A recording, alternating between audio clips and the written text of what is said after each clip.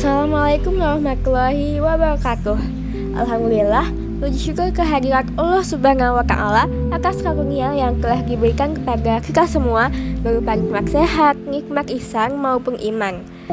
Salawat dan salam semoga tercurah kepada junjungan kita Nabi Muhammad SAW beserta keluarga, para sahabat dan seluruh pengikutnya. Kali ini saya akan membahas mengenai menghindari perkelahian dan tawuran, serta pentingnya untuk menjaga amarah yang ada dalam diri kita.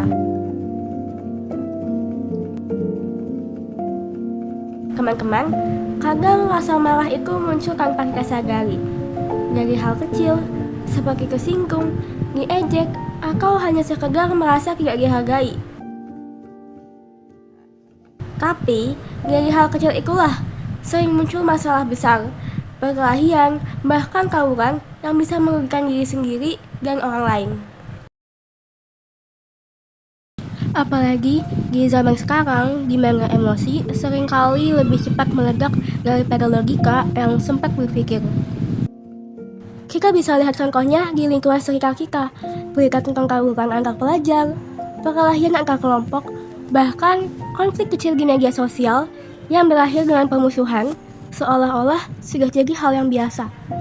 Padahal, semua itu berawal dari satu hal yang sederhana, amarah yang tidak bisa kita kendalikan. Satu ejekan kecil, satu tatapan sinis, satu kalimat kasar bisa berubah menjadi api besar yang membakar masa depan kita. Banyak anak muda yang harus kehilangan nyawa, kehilangan teman, bahkan masa depan hanya karena tidak bisa menahan diri beberapa detik saat marah. Padahal Rasulullah SAW telah menyatakan dalam sebuah hadis yang diriwayatkan oleh Imam Bukhari. Bukanlah orang kuat itu yang pandai bergulat, tetapi orang kuat adalah yang mampu menahan dirinya ketika marah. Hadis riwayat Bukhari dan Muslim. Dari hadis itu, kita bisa menilai bahwa Islam tidak menilai kekuatan dari otot atau kemampuan bertarung, tapi dari kemampuan kita mengendalikan emosi. Karena orang yang bisa menahan marah itu sejatinya telah menaklukkan musuh yang paling berat, yaitu dirinya sendiri. Sesungguhnya, amarah itu seperti api kecil.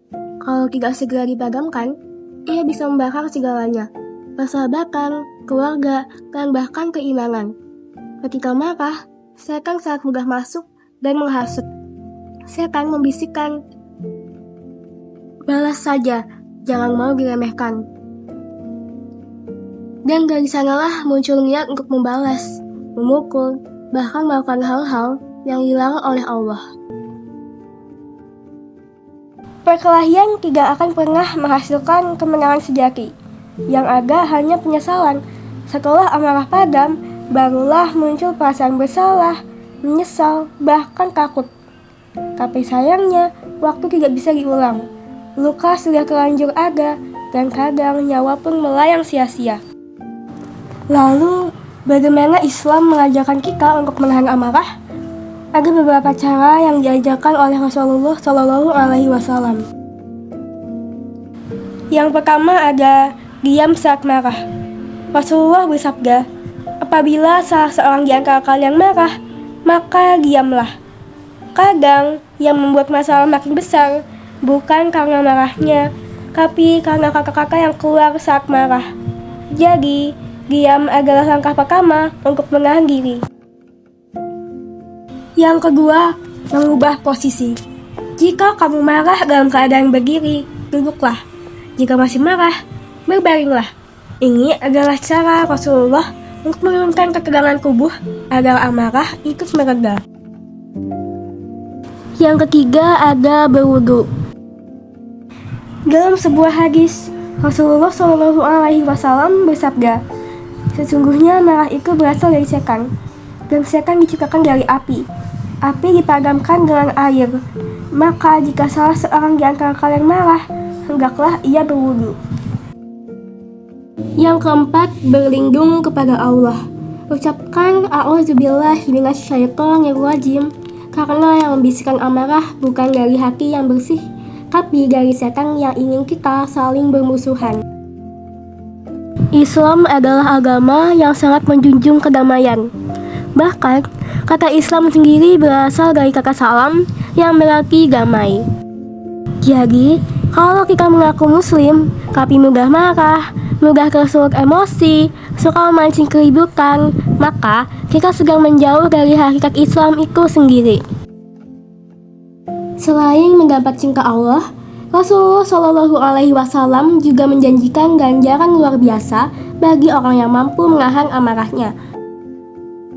Dalam hadis riwayat Tirmizi, barang siapa menahan marah padahal ia mampu melampiaskannya, maka Allah akan memanggilnya di hadapan seluruh makhluk pada hari kiamat dan mempersilakannya memilih bidadari mana yang ia kehendaki. Masya Allah, begitu besar balasan bagi orang yang sabar.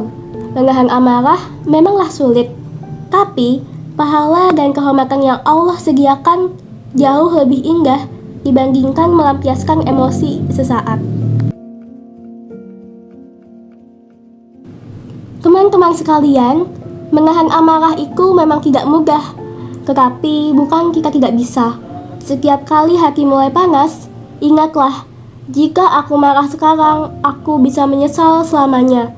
Ingatlah bahwa hidup ini terlalu singkat untuk dihabiskan dengan pertengkaran dan dendam.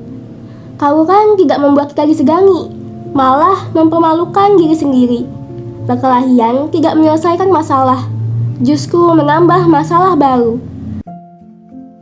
Yang terlihat jagoan saat berkelahi belum tentu berani minta maaf, tapi yang bisa menahan amarah itulah pahlawan sejati dalam pandangan Allah. Jadi, mulai hari ini, mari kita ubah cara berpikir kita. Saat emosi datang, tarik napas, diam, lalu berwudu. Saat ingin membalas, ingat pahala orang sabar. Saat merasa gengsi, ingat bahwa yang menahan marah itu dicintai oleh Allah. Semoga kita semua menjadi hamba Allah yang sabar, damai, dan mampu menahan amarah. Semoga Allah menjauhkan kita dari perkelahian, pertikaian, dan kebencian. Demikianlah yang dapat saya sampaikan pada kesempatan kali ini. Semoga apa yang telah kita bahas bersama-sama menjadi ilmu yang bermanfaat, dan semoga Allah senantiasa membimbing kita ke jalan yang diridhoinya. Wassalamualaikum warahmatullahi wabarakatuh.